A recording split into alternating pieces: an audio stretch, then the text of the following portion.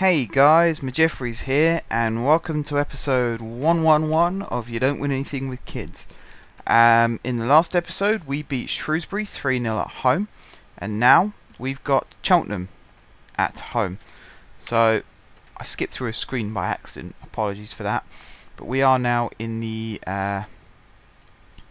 choosing the team screen. So, we're going to have O'Brien in goal.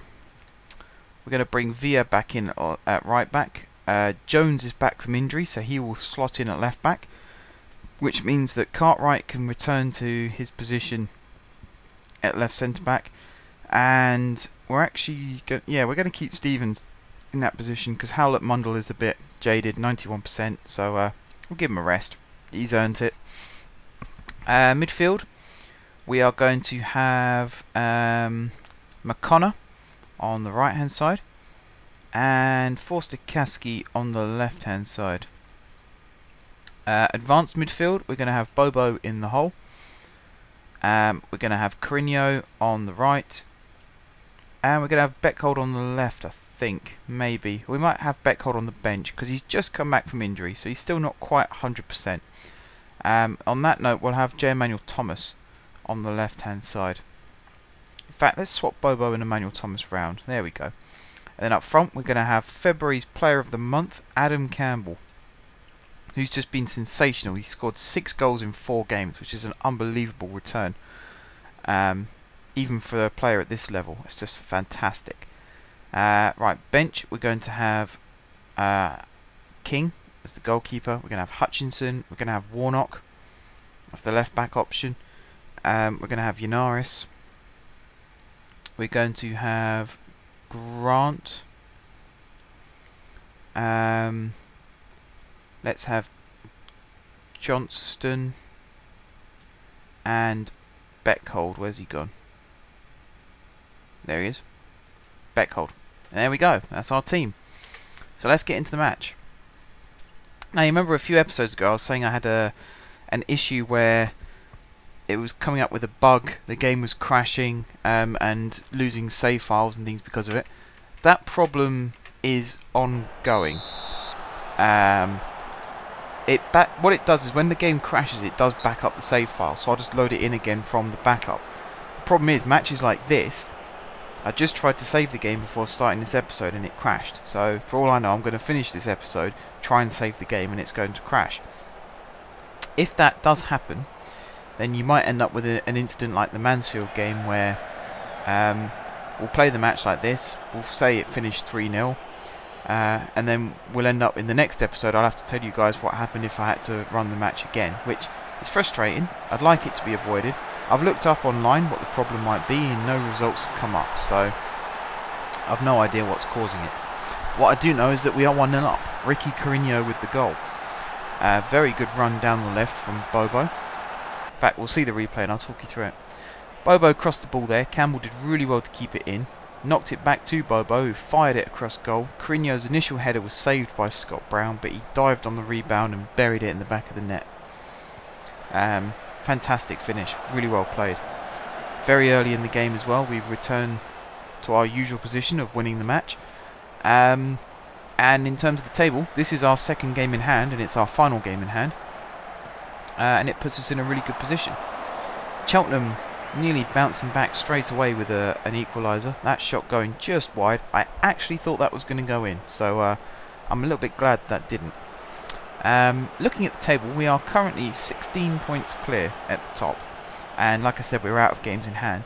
I saw something that said if we won 8 of our last 8 of our last 12 games, we'd win the league. We needed 24 points to win the league, but we're getting 3 from this, so we'll need 7 more after this match. 7 more wins, that is, not points. And that's provided Bristol Rovers win all their matches as well. If Bristol Rovers and Gillingham and at a push Mansfield lose 1 or 2 matches as well, then that reduces the number of games that we need to win, which works exactly into our hands, and that's what we want. In the meantime, we've actually reached half time already. That's a very quick first half. Not going to make any subs at half time, and I'm hoping the second half is a little bit longer. Otherwise, this is going to be a very, very short episode indeed. the fact that we only got one goal in this game so far, one real piece of goal-mouth action as well, and that was the goal. Hopefully it livens up a little bit. You see Carrinho's on the ball here, and his cross goes straight out of play for a goal kick, which is a bit disappointing. Looking at the team, Manuel Thomas could potentially be subbed off shortly because he's dropped to 82%. Might give him an extra bit of time though, see if he picks it up a little bit. Cartwright's only on 83%, Stevens and Villa 84%, and everyone else is pretty much sitting on 85%. Players I'd like to see brought on. If Manuel Thomas does have to come off, I think I'll bring Beckhold on and then swap him with Bobo, so Bobo plays through the centre. That seems like the logical choice for me. Apart from that, there's not really much I can do change-wise, apart, just sit back and keep the match going. Like to carry on attack. Oh, there we go. We're going to have to make a sub. McConnor has picked up a knock, so he's going to have to come off. Yanaris is going to come on. And you know what? I might as well make that second change whilst I'm here. So we're going to bring Beckhold on for Manuel Thomas, and then we're going to swap him with Bobo. There we go. So yeah, I'd like to keep attacking in this match. I don't want to sit back and then hold on to a 1-0 lead, because that very, very rarely works out. Especially with our habit of conceding late equalisers or just late goals in general. It wouldn't work well for us. So we like to keep attacking, keep trying to score. That probably wasn't the smartest place to kick the ball there from O'Brien to Carrinho, because he's not the best in the air. I know he won a header which led to the goal, but I think that's more like Campbell a few matches ago. It's because he was on the run rather than he was better in the air. We keep giving them chances. That's Aidan O'Brien who's just fired one over the bar. We definitely need to step it up a little bit. Hopefully this double sub will help, bringing on Yanaris and Beckhold, which has just happened now. Especially bringing Beckhold on, because he's one of our top scorers this season. He's scored 13 goals in 30-something appearances. So he's definitely the one to be watching out for. Carrinho's also just picked up a whack, so we'll have a look at bringing him off. He's just won that header, which has laid it off for Forster-Caskey, and Campbell's knocked it back for Carrinho. Good save by Brown. I think I'm going to have to bring Carrinho off. And I'm going to have to put Johnston on. No, I'm going to put Grant on, actually. Grant down that right-hand side seems like a good option. Him and Villa link up very well. And the pace of Grant is something to behold. Very, very quick player. Once he gets his head up and assesses all his options, and he really drives forward and punishes the left-back. And that's what I want to see. It says Bobo's picked up a knock as well, but he seems to be okay for now. So, we'll keep an eye on him. There's not much we can do substitution-wise, but if he gets really, really bad, we might have to sacrifice him. What are we in, the 83rd minute?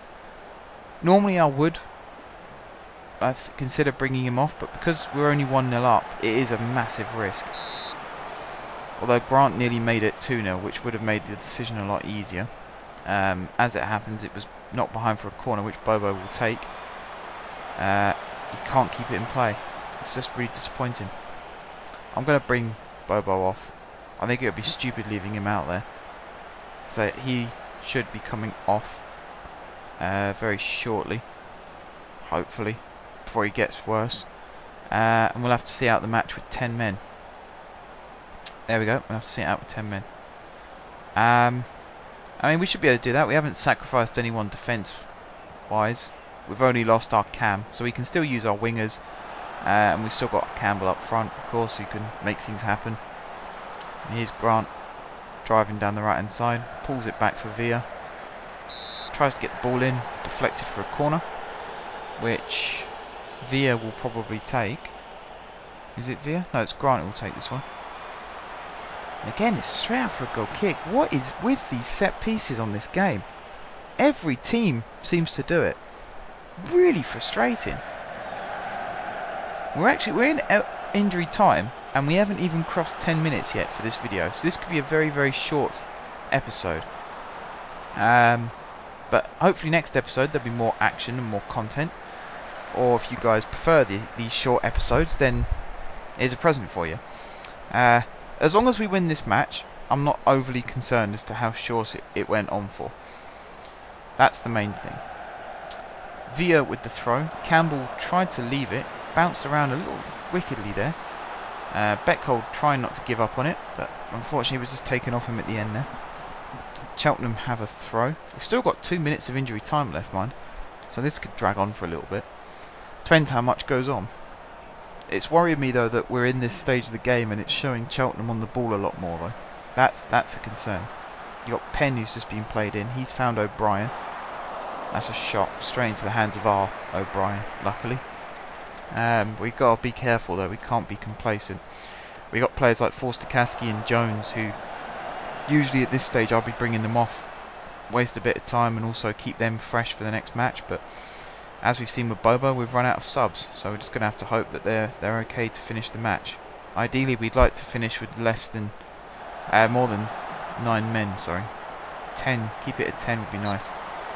Campbell there nearly wrapping it up, just hit it straight at Brown, which is probably not the best option. Grant on the corner though, went for the near post, and again, I think that was Campbell running onto it, but Brown got his hands behind it first. This ball forward should be Stevens, wins it in the air, in fact he brings it down, which is even better. Waiting for a run from Villa, which never really came, so he's going to have to do little 1-2s, and there is full time. That's a relief. You can see the fans in the background there standing up to applaud. It was a scrappy win, very, very sloppy performance overall, but what matters is we won. We had 5 shots and all 5 of them were on target. That's a rarity. 100% shot accuracy and 62% possession. So yeah, that's a very good performance. So we'll take it back to the score screen and then we'll wrap this episode up, guys. So thank you very much for watching. If you haven't subscribed to my channel, be sure to click the subscribe button. If you have subscribed to my channel, thank you guys for your continued support. And until next time, I will see you soon.